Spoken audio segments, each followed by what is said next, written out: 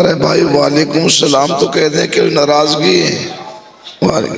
سال کے بعد ہماری اس حالت میں ملاقات ہوتی ہے کہ ہم اکٹھے بیٹھے ہوتے ہیں ختم قرآن کے موقع پر، تو آپ لوگوں سے ملاقات ہوتی ہے۔ زیادہ وقت نہیں، بس دعائی کریں گے، اللہ سے مانگیں گے انشاءاللہ۔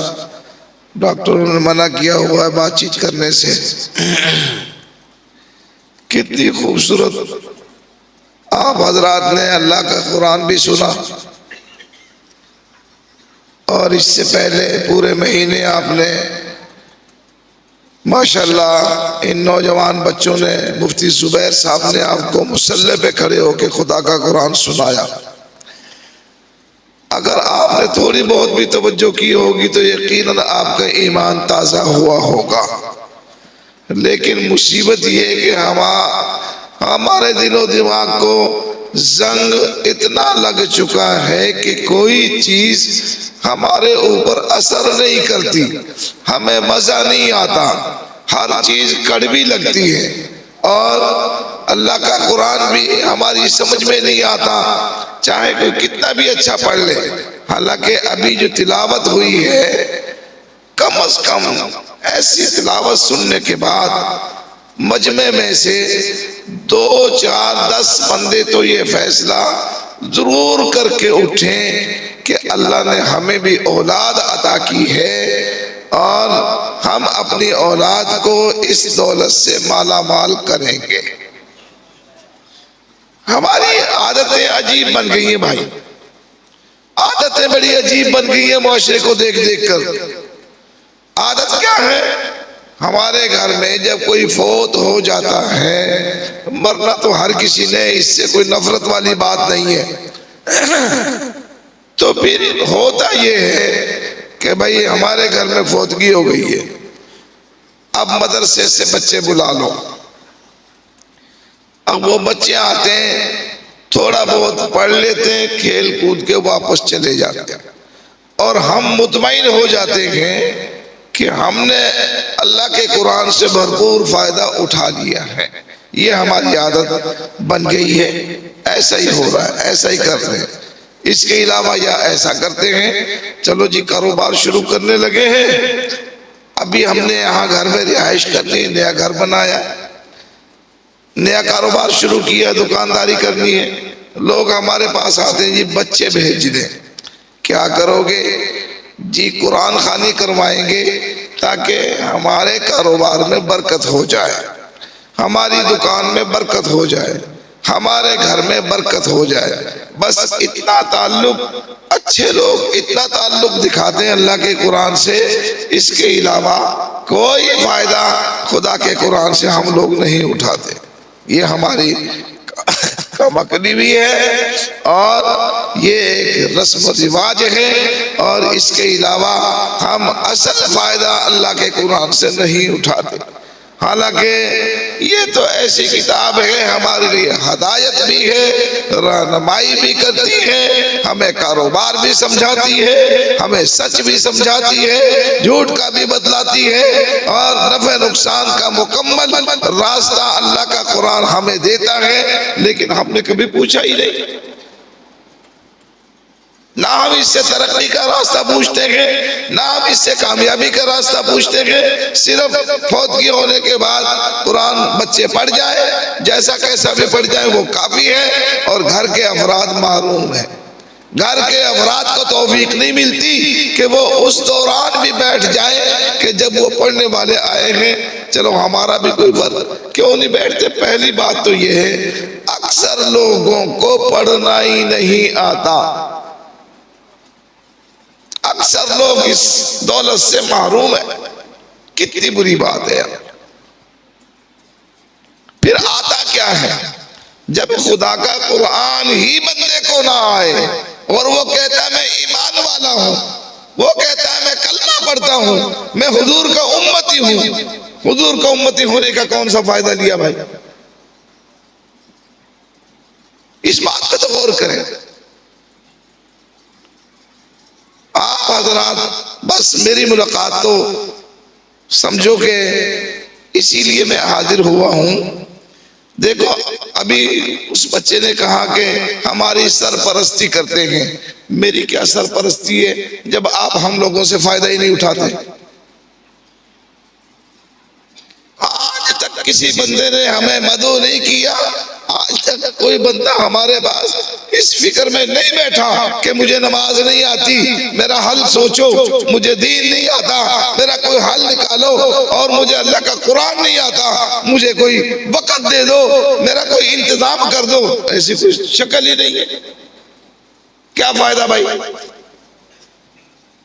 سرپرستی کا مطلب تو یہ ہے کہ آپ کی ساری دینی ضرورتوں کو ہم پورا کریں، اور آپ اس بات کی تمنا رکھ کر ہم سے رابطہ کریں. ہاں، اگر آپ رابطہ کریں اور ہم آپ کو وقت نہ دیں تو پھر ہماری غلطی ہوگی. آپ کی مہربانی، مرنے سے پہلے خدا کے قرآن سے اپنا تعلق بنائیں. یہاں سے سب کچھ پتا چلے گا، ہر بات کا پتا چلے گا. اگر قرآن ہی نہیں تو پھر کیا کرو گے؟ چلو جی، شب قدر آپ کو مل گئی.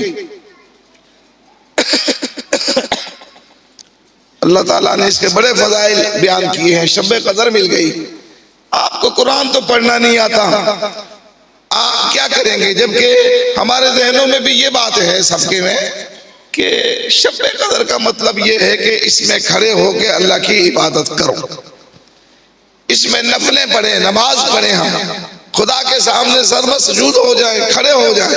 کھڑے ہو کے کیا کریں گے بھائی؟ ہاں جی، کوئی اس بات کا جواب دے سکتا ہے کہ جب ہم کھڑے ہوں گے اللہ اکبر، اب ہم کیا کریں گے؟ ارے اب ہم قرآن پڑھیں گے. اب ہم اللہ کا قرآن پڑھیں گے تو ہماری نماز ہوگی، قرآن ہی نہیں پڑھیں گے تو ہماری نماز ہو ہی نہیں سکتی، اور وہ آتا نہیں. بڑی مشکل سے ساری زندگی میں وہ بھی غلط قل هو اللہ احد، وہ بھی صحیح کہاں آتی ہے. یا انا اعطینا کل کوثر، دو صورتیں، اس میں بھی کوئی جملہ چھوڑ دیا، کوئی پڑھ لیا، بڑے مطمئن ہو کے بیٹھے ہیں جی میں نے اتنے نفل پڑھ لیے. ارے کچھ بھی نہیں تو کم از کم سورہ یاسین ہی پڑھ لو. کچھ تو یار محبت کا اظہار کرو. خدا تعالیٰ نے قرآن نازل کیا ہے اور اس کی حفاظت کا ذمہ بھی لیا ہے. آخر کیا مقصد ہے؟ کیا صرف الماری میں رکھنے کے لیے حفاظت کی ہے؟ قسم اٹھانے کے لیے صرف باقی رکھا ہے اس کو کہ جب جھوٹ بولنا ہو تو آدھا کلو وزن سمجھ کے اٹھا کے کھڑے ہو جاؤ، لو جی میں خدا کا قرآن رہا ہوں. تجھے تو خدا کے قرآن کی قیمت کا ہی نہیں پتا. قسمیں کھانے کے لیے ایسا نہ کرو. اس کو سیکھو،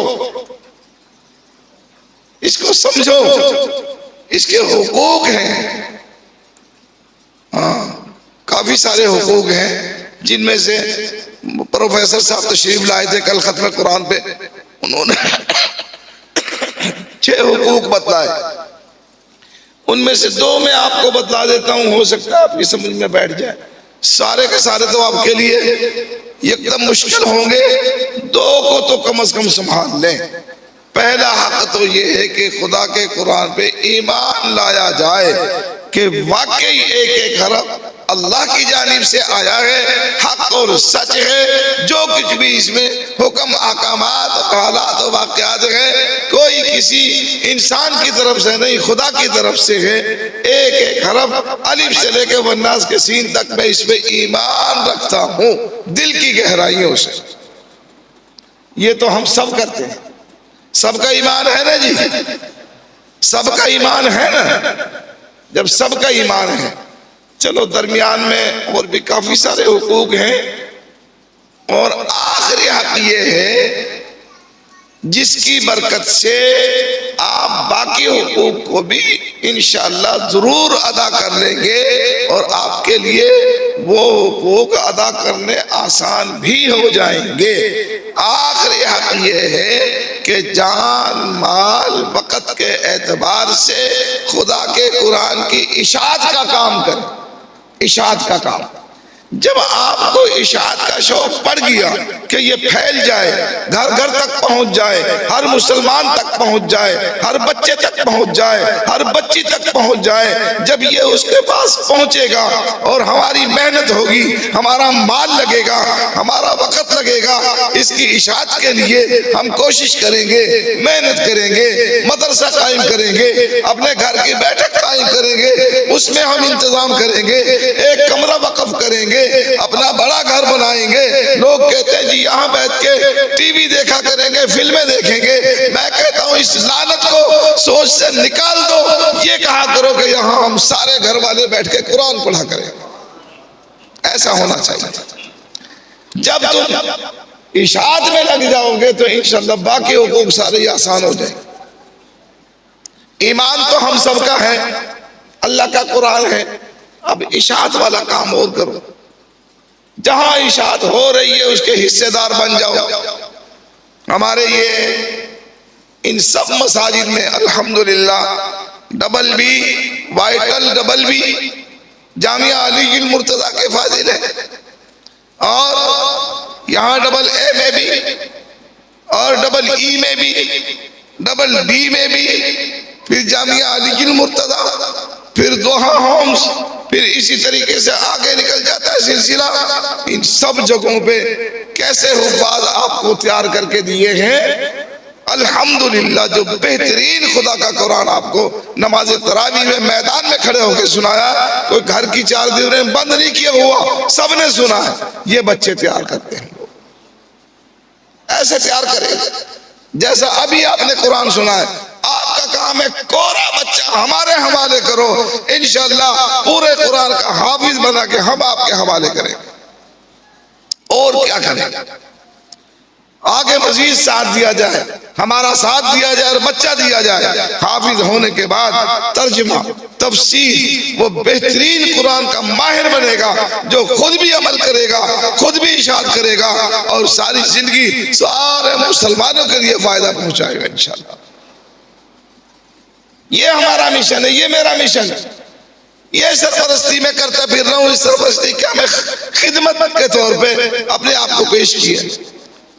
میں نے اپنی ذات کے لیے کسی سے کبھی کوئی چیز طلب نہیں کی. ہاں یہ ترغیب ضرور ہے کہ ہم ایک کام میں لگے ہوئے ہیں, اور الحمدللہ اس کام کے اثرات دائیں بائیں پھیلے ہوئے ہیں. میرے بیٹھنے والے, میرے ساتھ چلنے والے لوگ یہاں پہ موجود ہیں, اور اثرات کو دیکھتے ہیں کہ دو لوگوں کے بچے, ابھی ایک بچہ پرسوں میں نے دعا کروائی, اتنا چھوٹا بچہ, میں حیران ہو گیا. مشکل سے 8 سال کی عمر ہوگی جی, اس بچے نے ختم قرآن کر لیا ہے اور یہ حافظ بن چکے. اب پلان یہ بنایا ہے تاکہ لوگوں کا ایمان تازہ ہو. جامعہ علی المرتضیٰ کی مسجد بڑی مسجد ہے ماشاءاللہ.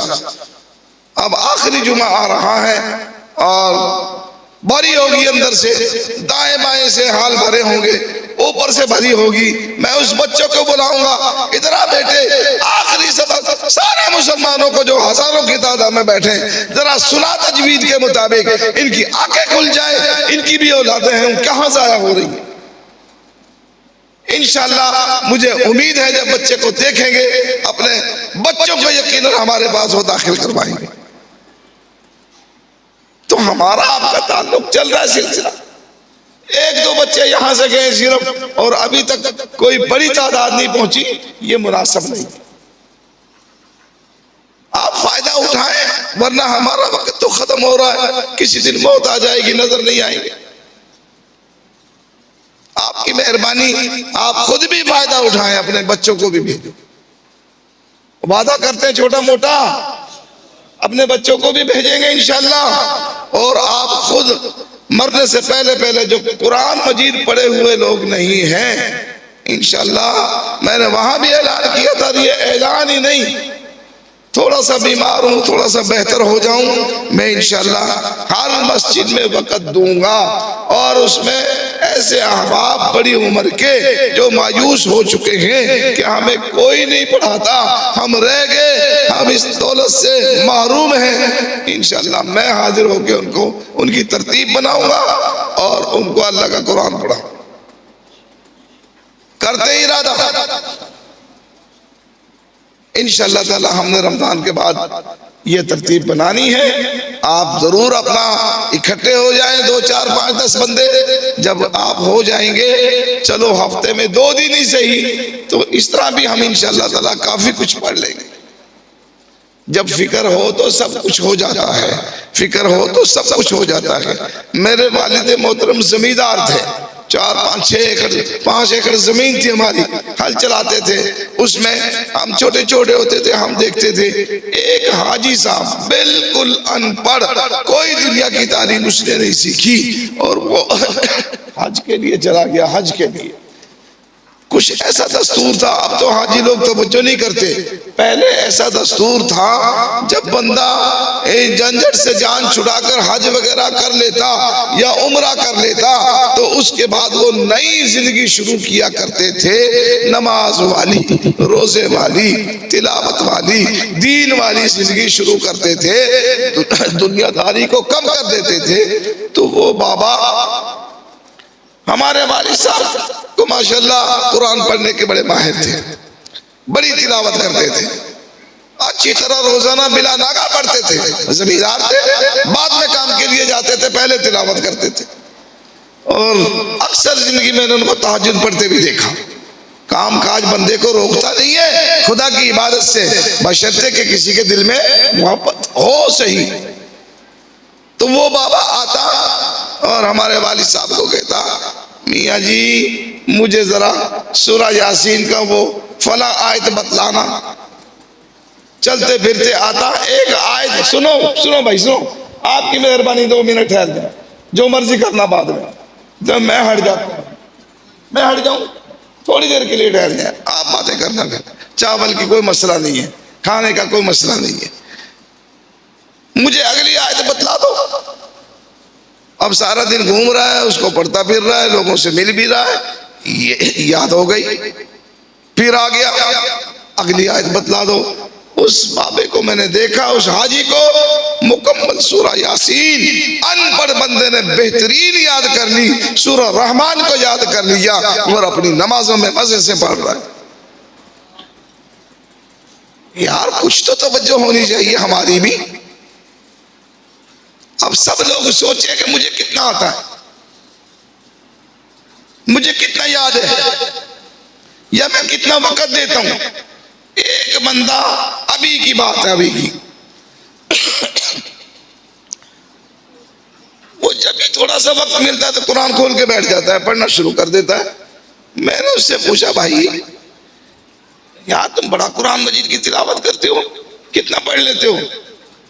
اس نے مجھے بتایا کہ عرصہ ہو چکا ہے میرا، یہ ایک روٹین ہے کہ دن کے اندر میں 14-15 پارے روزانہ تلاوت کر لیتا ہوں، دیکھ کر 14-15 پارے، اور خوب دنیا کا کام کرتا ہے وہ بندہ، لیکن اتنی تلاوت کرتا ہے 14-15 پارے تو حافظ بھی نہیں پڑھتے آج کل۔ تو آپ بھی کوئی ارادہ کر لیں یار، کرتے ہیں ارادہ بھائی انشاءاللہ۔ اگر پڑھے ہوئے نہیں ہے تو پڑھیں، یہ کوئی مشکل نہیں ہے، یہ تو بڑا آسان ہے، بڑا ہی آسان ہے۔ خدا نے خود اعلان کیا ہے کہ وَلَقَدْ يَسَّرْنَا الْقُرْآنَ لِلذِّكْرِ فَهَلْ مِن مُدَّكِرٍ، ہم نے آسان کر دیا ہے، کوئی پڑھنے والا؟ اب کوئی پڑھے ہی نہ تو پھر کیسے آسان ہو؟ مشکل نہیں ہے، توجہ کرو، روزانہ آدھا گھنٹہ وقف کرو، آدھا گھنٹہ، انشاءاللہ تعالی بہترین قرآن پڑھنے والے آپ بن جائیں گے، اور اپنے بچوں کو جامعہ علی المرتضیٰ میں داخل کرواؤ۔ جیسے قاری صاحب نے ابھی قرآن سنایا ہے، ہماری ذمہ داری ہے کہ آپ کے بچے کو ایسا تیار کر کے دیں گے۔ اب بھیجنا آپ کا کام ہے، لیکن استادوں کی ترتیب کے مطابق، ادارے کی ترتیب کے مطابق بچے کو ناغہ نہ کروایا جاوے۔ 10 سال کی عمر کا بچہ ہو تو انشاءاللہ تعالی مجھے امید ہے بہت جلدی حافظ بن سکتا ہے، کریں گے کوشش۔ اللہ تعالی ہم سب کو اپنی پاکیزہ کتاب کے ساتھ اپنا تعلق مضبوط کرنے کی توفیق عطا فرمائے۔ سب کچھ خزانہ اس کے اندر موجود ہے، اس سے باہر کچھ بھی نہیں ہے۔ حضور کی تو ساری احادیث اسی قرآن کی تو وضاحت ہے۔ قرآن میں تو اتنا آیا ہے نماز پڑھو، اب کیسے پڑھیں گے؟ آگے حضور علیہ السلام کی ساری زندگی ہمارے سامنے ہے، حضور نے پڑھ کے بتائی کہ ایسے قائم کرنی ہے، اتنی نمازیں ہیں، ایسے زکوٰۃ دینی ہے، اتنا اتنا دینا ہے، اور حکم خدا کا وضاحت کے ساتھ حضور کی زندگی میں ملے گا اور حکم ادھر سے ملے گا۔ یہ ہے، آسان کام ہے، کوئی بھٹکنے کی ضرورت نہیں، پریشان ہونے کی ضرورت نہیں، جی فلاں یہ کہتا ہے، فلاں یہ کہتا ہے۔ ارے کہیں سے بھی کچھ نہ پوچھو، خدا کے قرآن سے پوچھو، ہاں خدا کے قرآن سے پوچھو، تو اللہ کے قرآن سے پوچھ پوچھ کے چلو گے انشاءاللہ۔ جیسے بچے نے بتلایا ابھی کہ ایک سرا رب کے ہاتھ میں ہے، ایک سرا یہاں لٹکا ہوا ہے، اب دیکھو کون رب تک پہنچتا ہے اس سرے کو پکڑ کے۔ جس نے تلاوت شروع کر دی، جس نے پڑھنا شروع کر دیا، جس نے عمل شروع کر دیا، وہ خدا کے پاس پہنچا۔ سارے خزانے خدا کے پاس موجود۔ اللہ تعالی ہم سب کو خود بھی اور اپنے بچوں کو قرآن کی تعلیم دلوانے کی توفیق عطا فرمائے۔ آپ کی خدمت کے لیے ہم خود اپنے آپ کو پیش کرتے ہیں۔ ہمارے یہ آئمہ یہ بھی آپ کی خدمت کے لیے ہر وقت تیار ہے، لیکن میں خود بھی اس کے لیے تیار ہوں اللہ کے فضل سے۔ آپ نے ترتیب بنانی ہے، میں آؤں گا اور میں آپ لوگوں سے رابطہ کروں گا اس سلسلے میں۔ آپ کا کام ہے کہ ضرورت مند حضرات مسجد میں جمع ہو جائیں اور ایک وقت رکھ لیں گے، آدھا گھنٹہ میں آپ کے پاس بیٹھا کروں گا، آدھے گھنٹے میں انشاءاللہ کام سیدھا ہو جائے گا اللہ کے فضل سے۔ اللہ تعالی ہم سب کو عمل کی توفیق نصیب فرمائے۔ باقی یہ راتیں قیمتی ہیں، پریشان ہونے کی ضرورت نہیں، اور ساری رات سلامتی والی، برکت والی، رحمت والی، بخشش والی، نجات والی۔ اس لیے جتنا بھی ہم اپنے رب کی باتیں سن لیں گے، جتنا بھی دین کی باتیں سن لیں گے، وہ کام آئے گی۔ نہ جانے آنے والا اگلا رمضان اور یہ راتیں ہمارے نصیب میں ہے یا نہیں ہے۔ کتنے لوگ ہمارے ساتھ پچھلے سال تھے، آج نہیں ہے۔ ہمیں اس لیے پتہ چلتا ہے کہ لوگ دعا کے لیے کہتے ہیں۔ مجھے قاری صاحب نے بتایا فاروق احمد صاحب کی والدہ دنیا سے چلی گئی ہے، دیکھو پچھلے سال تھی اب نہیں ہے، اور بھی کتنے چلے گئے ہوں گے۔ آج ہی ایک باجی دنیا سے چلی گئی، بڑی نیک، مبارک مہینے کے اندر جنت کے دروازے کھلے ہوئے ہیں۔ یہ بھی نصیب والے کو موقع ملتا ہے کہ ایسے حالات میں وہ دنیا سے جائے کہ جنت کا دروازہ اس کے لیے پہلے ہی کھلا ہوا۔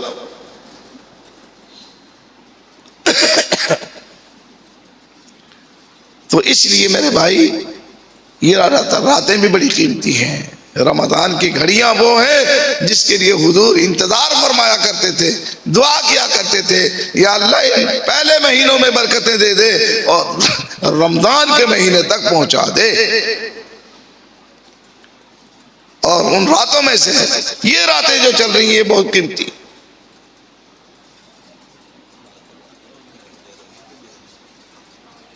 یہ کہتے ہیں جی بات کرنے سے کہیں مر نہ جاؤں، ارے موت تو وقت پہ آئے گی، وقت پہ آئے گی۔ بات کرنے سے، دین کی بات کرنے سے کچھ نہیں ہوتا، کچھ بھی نہیں بگڑتا، نہ تھکتا ہوں، نہ کوئی بیماری بڑھے گی، نہ کچھ ہوگا، انشاءاللہ شفا ملے گی اللہ کے حکم سے۔